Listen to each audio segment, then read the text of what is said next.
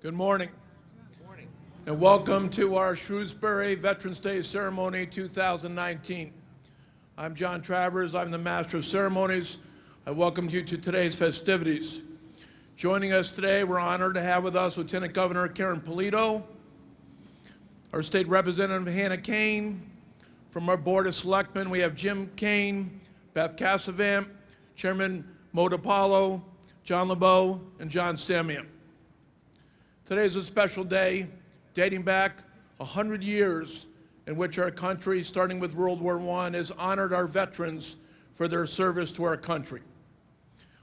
Today we'll talk about their patriotism, love of country, willingness to serve, dedication, and sacrifice. Our first speaker today is Fred Russell, Chairman of Shrewsbury Veteran Services. Fred?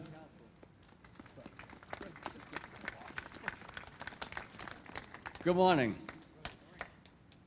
I'm glad we have some somewhat warmer weather than we've had in the past few years. I'm glad to see you're all here.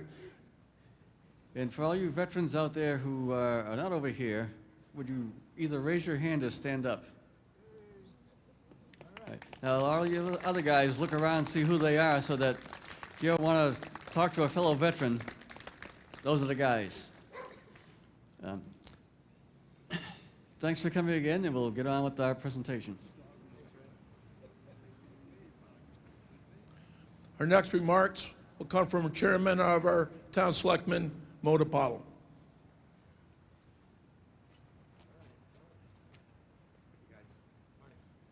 Good morning. Thank you all for coming. This is an important day and it's an important event. I really want to direct my remarks more towards the veterans who are standing here. We're here because you served.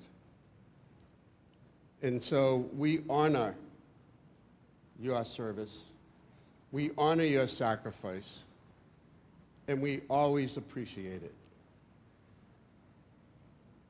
You people went through stuff that most of us could never imagine. And you came home and you've done your best to lead just a normal life like it never happened. And I have friends who went and came back and struggled, which I'm sure a lot of people have. But we remember you and we support you. And we want to give you the help that you need, if you need it, and the support you need through Veteran Services because of what you did. Because we truly would not be standing here without you. In closing, I would just like to say, thank you very much. Thank you for putting country before self. And we'll always remember you and we'll always support you. Thank you.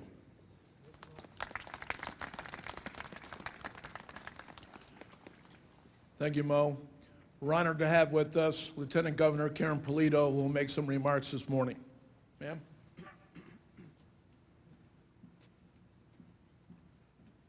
Good morning. It's a beautiful morning for all of us to be together in this wonderful memorial that was just 6 years ago today dedicated.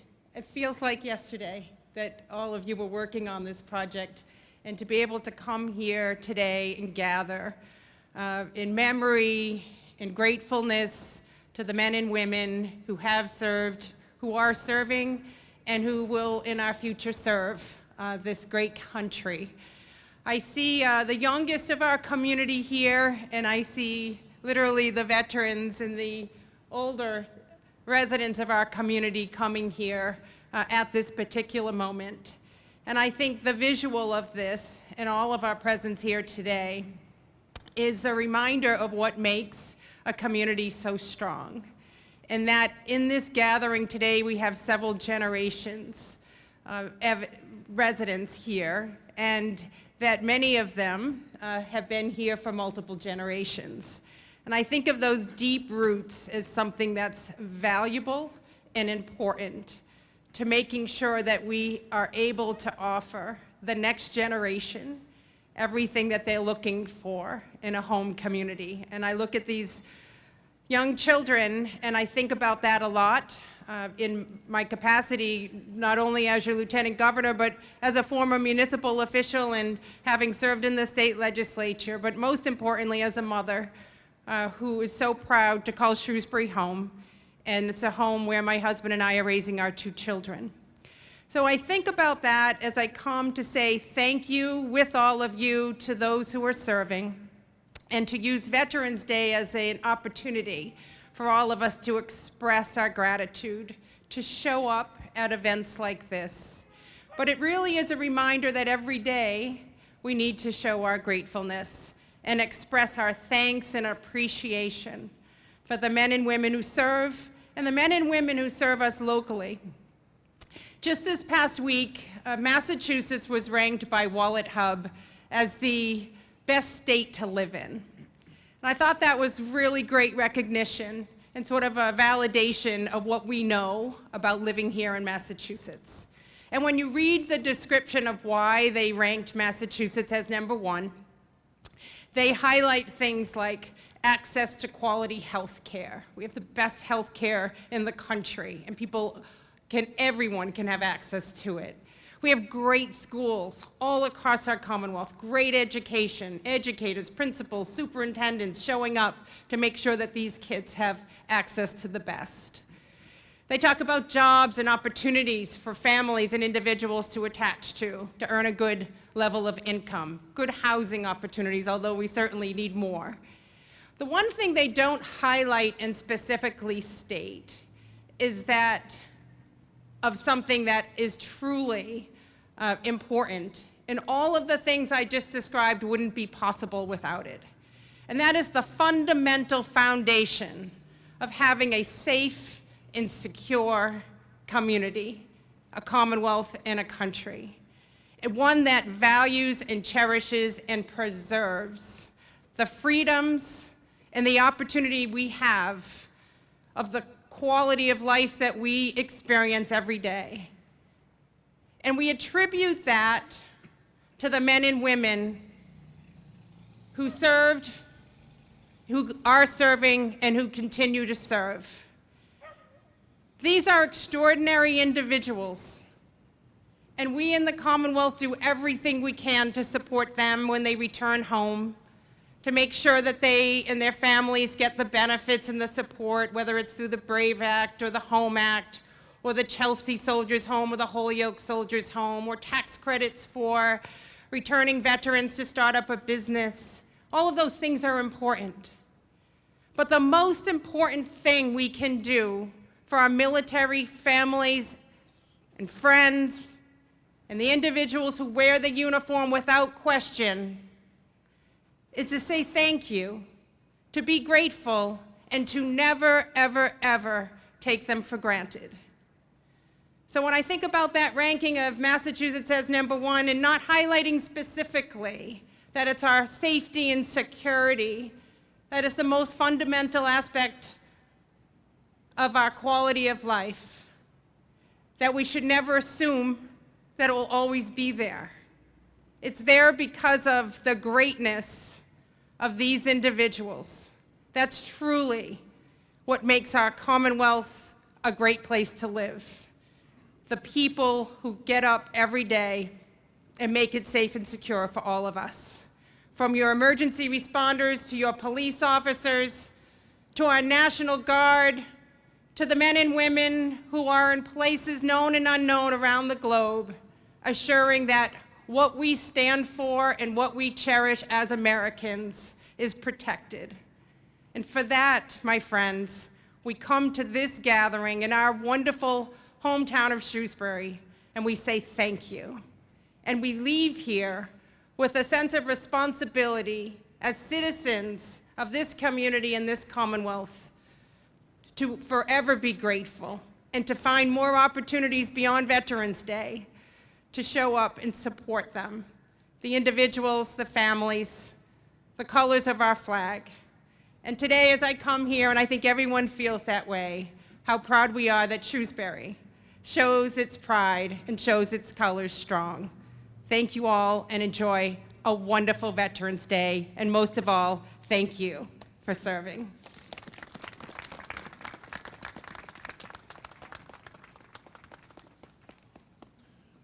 Thank you, Lieutenant Governor. I now ask that we rise as we were led in the Pledge of Allegiance by two of our local Girl Scouts, Caitlin and Jessica Minton.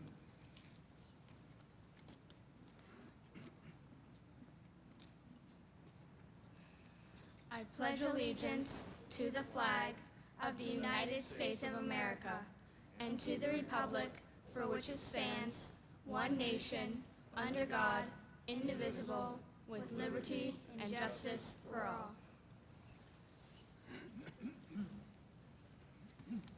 Thank you, ladies. We will now hear from the Shrewsbury High School a cappella choir, who will lead us with the national anthem.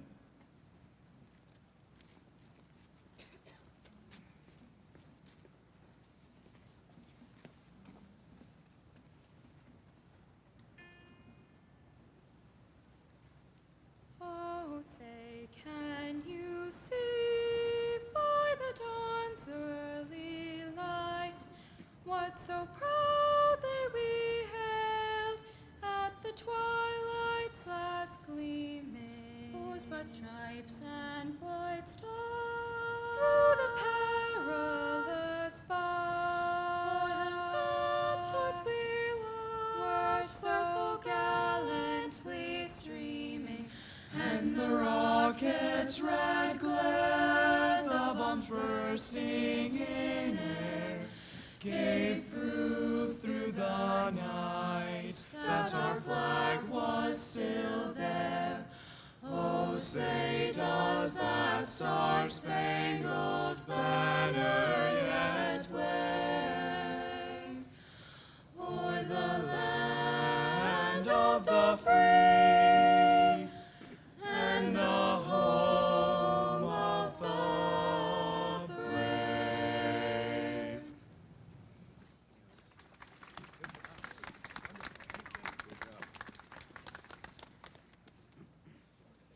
Thank you, that was beautiful. We will now have a wreath laying conducted by the Charles Murphy Post, honoring all veterans serving today and in the past.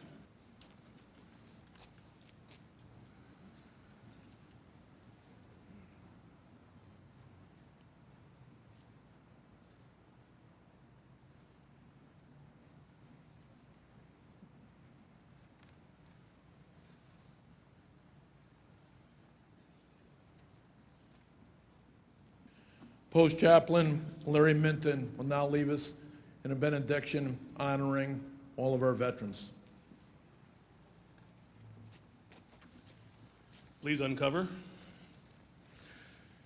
Dear Lord, today we honor our veterans, worthy men and women who gave their best when they were called upon to serve and protect their country. We pray that you bless them for all their unselfish service and the continual struggle to preserve our freedoms, our safety, and our country's heritage for all of us.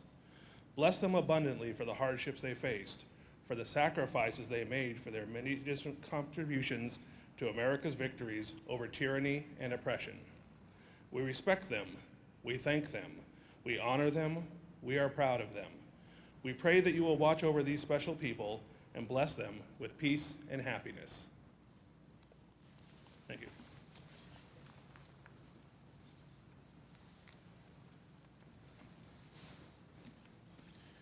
This brings us to the solemn portion of our ceremony where we honor our Shrewsbury veterans who have passed away over the last year. We will have the reading of the names by Fred Russell and William Rand. And at the end, I ask that you present arms for the playing of taps. Taps will be played today by Tom Ryan and Colin O'Toole.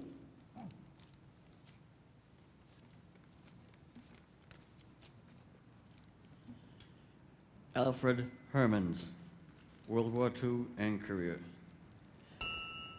Vincent Mitchell. Chester Bursick. Andrew J. Delolio, career. Thomas J. Noonan, career. Gerald William Donahue. Patrick J. Moriarty, career. John P. Brothers, Vietnam. Anthony R. Mastro, career. Paul P. Dean. Gerald F. Nugent, Korea. Clifford Kraus, Vietnam. Paul A. Cianci, Korea. John P. Iandoli, World War II. Francis W. Remkus, Korea. John W. Connors, Vietnam. George Chadley, Vietnam. Henry Hale Wood, U.S. Air Force. Calvin Kirk, World War II.